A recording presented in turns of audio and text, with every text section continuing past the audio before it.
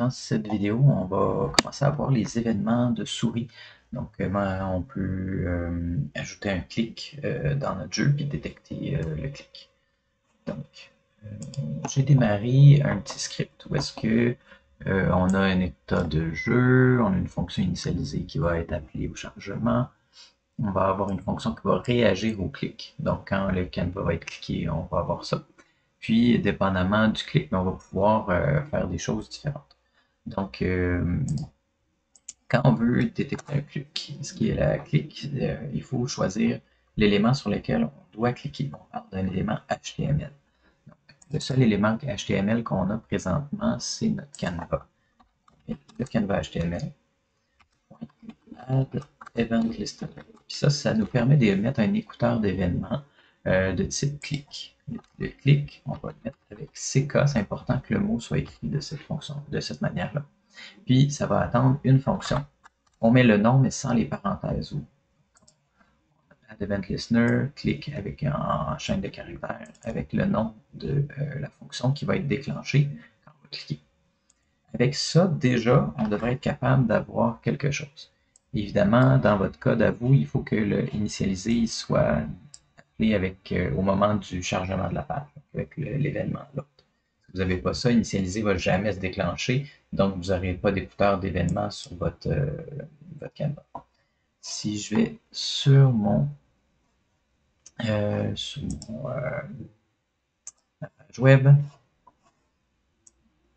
c'est en train de charger. Hop. Là, on ne le sait pas, mais mon canevas, en fait, on ne le voit pas parce que j'ai pas mis de bordure. On va prendre 30 secondes pour mettre une bordure à notre canevas. Je vais aller dans le CSS, dans mon style, canevas. Border de X et black. Comme ça, on va au moins avoir une petite bordure pour voir si on clique à l'intérieur ou en dehors du canevas. Puis, je vais m'assurer que mon fichier style a été ajouté. Yes. Mon CSS a été ajouté à ma page HTML. Parfait.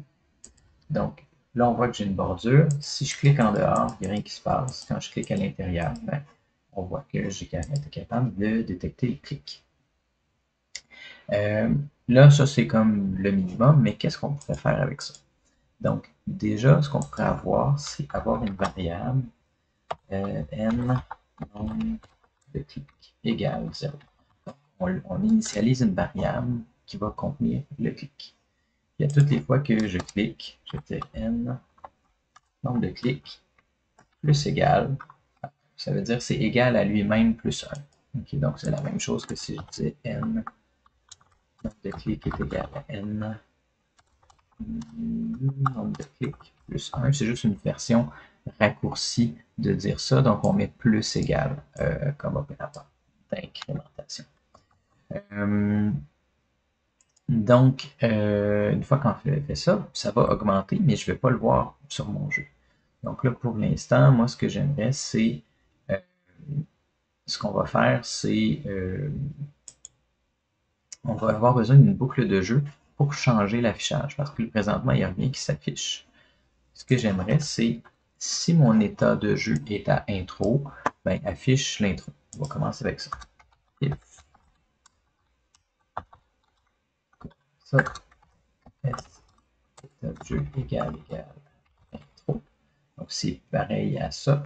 Ben, je vais appeler ma fonction afficher intro. Donc, j'utilise les parenthèses au bout. Puis ça, ma boucle de jeu, mais on va demander à ce que ça se répète à toutes les 1/60 de seconde, 60 fois par seconde. On va réutiliser ce qu'on a vu dans l'autre vidéo, cet intervalle. Je donne la fonction qui m'intéresse et le délai 1000 divisé par 60. Donc là, maintenant, ma boucle de jeu va se déclencher 60 fois par seconde. Puis, si en ce moment, ma boucle de jeu, si c'est mon état c'est intro, ben, j'affiche l'intro. Là, normalement, je devrais avoir 6. On va aller voir. J'ai effectivement écran de jeu qui s'affiche. On va mettre ça peut-être un petit peu plus haut. Oh, texte.font est égal à pixel. Parfait. Puis là, j'aimerais qu'il soit centré. Donc, je l'ai déjà mis au centre, mais mon texte n'est pas aligné, centré au texte.text, align égal. Voilà. Maintenant, mon titre est centré au milieu de mon canevas. Maintenant, ce que j'aimerais, c'est aussi afficher le nombre de clics. Donc,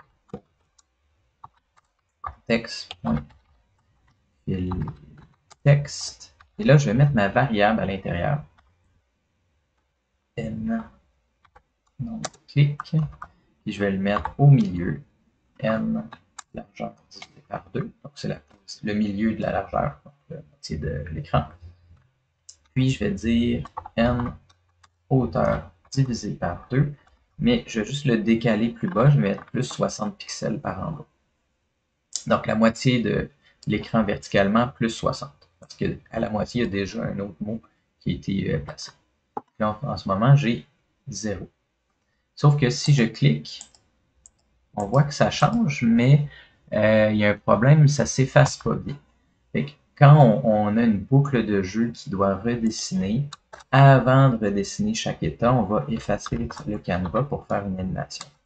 Au contexte.clearRect, on commence à 0, 0, n, largeur, n, hauteur. Là maintenant, toutes les fois, j'efface et je redessine au complet. Ça me permet d'afficher le nombre de clics à l'écran. L'avantage aussi de la boucle de jeu, c'est que si j'ai un autre état, else if, puis là maintenant c'est s état de jeu égal. Puis j'aimerais afficher jeu comme ça. Sauf que là, pour pouvoir passer d'un à l'autre, ben, il faudrait que je fasse quelque chose.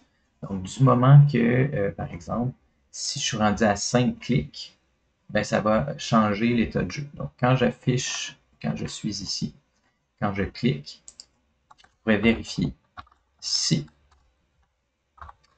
n nombre de clics égal à 5. Ben, je peux changer mon état. S état de jeu. Donc, on utilise l'opérateur d'affectation 1 égale pour mettre le mot jeu dans la variable S état de jeu. Ici, je compare si le nombre de clics a la même valeur avec un double égal. Donc, j'augmente de 1 à toutes les fois que je clique. Et là, si je suis rendu à 5, mais je vais changer d'état. Qu'est-ce qui va se passer quand c'est le temps de dessiner, d'afficher les écrans? Ben, si je suis rendu à jeu, je vais afficher le jeu. 1, 2, 3, 4, 5. Là, maintenant, je suis rendu à l'état de jeu. Puis, j'ai fait une niaiserie. Ça serait intro, ça serait plus facile de voir la différence entre les deux. Écran d'intro, écran de jeu. Intro. Si je voulais pouvoir détecter le clic juste dans l'intro, puis pour augmenter mon nombre de clics, mais pas dans le jeu, parce que dans le jeu, j'aimerais avoir une autre variable pour gérer les clics ou autre chose, ben, à ce moment-là, je peux aussi utiliser mes états de jeu pour, au moment du clic, faire une structure conditionnelle. If S état de jeu égal intro, ben là, à ce moment-là, seulement quand c'est intro, je vais faire augmenter mon nombre de clics. Puis si c'est intro, puis que mon nombre de clics est à 5, ben je vais arriver à mon état de jeu. On va tester ça. 1, 2, 3, 4, 5. Puis là, le nombre de clics ne va pas bouger. Je pourrais l'afficher dans mon jeu. Je vais aller chercher la même chose. Ça. 2, 3, 4, 5. Puis là, on voit que quand je clique maintenant dans l'écran de jeu, ben, les clics n'augmentent pas. Pourquoi? Parce que j'augmente les clics seulement quand on est en mode intro. Puis si on est rendu à 5, ben, je change d'état de jeu. Donc, je suis rendu à jeu. Donc, je ne rentre plus jamais là-dedans. Sinon, on va tester d'autres choses. Si mon état de jeu, l'état de jeu, c'est en mode jeu, ben là, je pourrais décider de revenir en arrière, réinitialiser mes variables. On va dire n nombre de clics est égal à 0, puis S état de jeu est égal à donc on pourrait réinitialiser notre jeu de la même manière avec des clics comme ça. Donc je vais me passer à 1, 3, 4, 5. Là maintenant je suis rendu à l'état de jeu. Quand je vais cliquer, bien, ça va retourner à 0 à l'écran d'intro. Etc., etc. Donc ça, c'est comment on peut gérer les clics. On commence par mettre un Add Event Listener click sur le Canva. Ensuite, on va avoir une fonction qui gère tout. Puis à l'intérieur de cette fonction-là, on va pouvoir détecter l'état.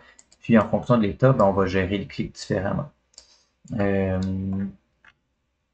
Voilà, puis c'est tout. Après ça, dans les affichés, ben, on fait juste montrer, il n'y aura pas de logique de clic à l'intérieur, c'est vraiment au moment de l'événement qu'on vient changer les choses. En bas, on fait juste afficher le résultat. Je vais arrêter la vidéo là-dessus. Dans la prochaine vidéo, on va voir comment on peut détecter la zone dans laquelle on a cliqué. Savoir si on a cliqué sur un bouton, si on a cliqué sur un élément, un carré, etc.